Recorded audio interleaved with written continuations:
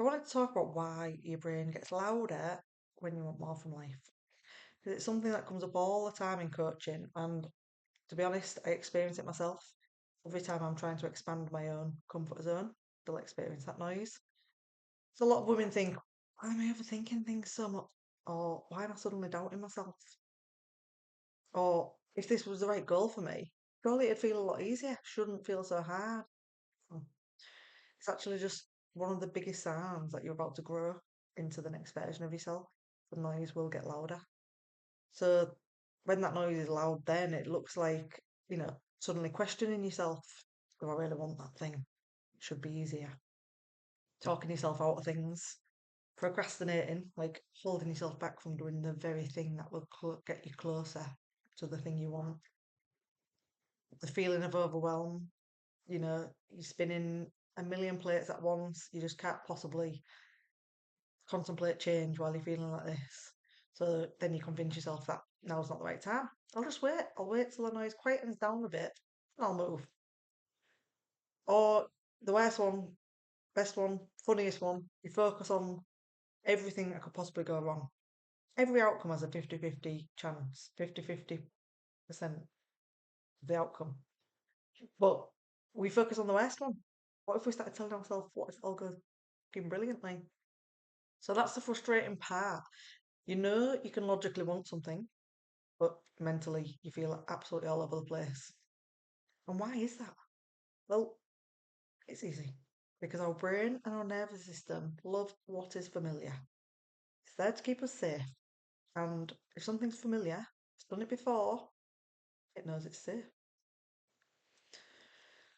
So even if your current situation is really frustrating, and even if you know you want more, definitely want more, and you've outgrown the version of you that you are, and you know you want to become a new version, familiar actually still feels safer to the brain than what might happen down the road in the future.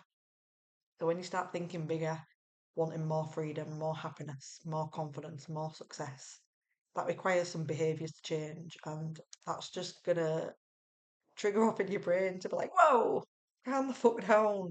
We don't know what's gonna happen if you do all these behaviours. We know what's safe. Just stay in your comfort zone. So that's where the noise starts. It's there to keep us in the same place, basically. So it fills it with overthinking, self doubt, thoughts of what if I fail? What if people judge me? What if I can't cope? What if I get X and I lose Y in its place? So here's the important bit though, it's not facts, it's not the truth, and it's definitely not saying that you're incapable. It doesn't mean that the decision you're trying to make is the wrong decision, because surely it'd be quieter if it was easy, if it was the right thing, sorry. So most of the time, it just means you're leveling up. You're stepping into a new version of you, stepping out of the version of you that's been keeping you safe. And growth can be as uncomfortable as hell sometimes. And that's why I talk all the time about self trust. When we build our self trust, we gain the confidence to move. It's not about never feeling the fear, and it's not about never having the noise there, but it's about trusting ourselves enough to move anyway. We'll never be certain of the outcome. We'll never be 100% certain that it'll all work out exactly as we want it to. But we trust ourselves enough to move anyway and deal with whatever happens next. Because if you don't, you'll still be saying in a year, oh, I want more from life. Or I'll start to move when the noise quietens down. So, although the noise doesn't always serve a great purpose, it is data, and we can work with data. It's data about old beliefs, what we believe about ourselves to be true. It's data about what we're trying to achieve. We're trying to achieve perfection, whatever perfection is. Is it trying to keep us safe from a fear we're not even aware of because it's that deep in our subconscious? So the goal isn't to silence the noise completely, it's to not let it run your whole life. We notice it. We need to notice it. That's the key. Once we notice it, we can start to understand it. And then when we understand it, we can decide what we want to do with it. Do we want to redirect it somewhere else, or do we want to use it to our power?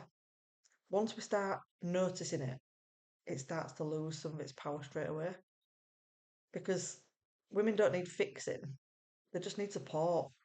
And that support is to build their self awareness, build their self trust, calm the nervous system while they're doing it, which helps quieten the noise. When the noise quietens, you can make decisions from a better place. And someone to remind you that you are bloody capable of a lot more than you're currently achieving. We are not reaching our full potential because the noise is keeping us stuck.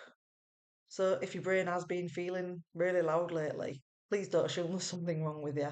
Please don't assume you're alone in this. Just ask yourself, what if this is actually just growth?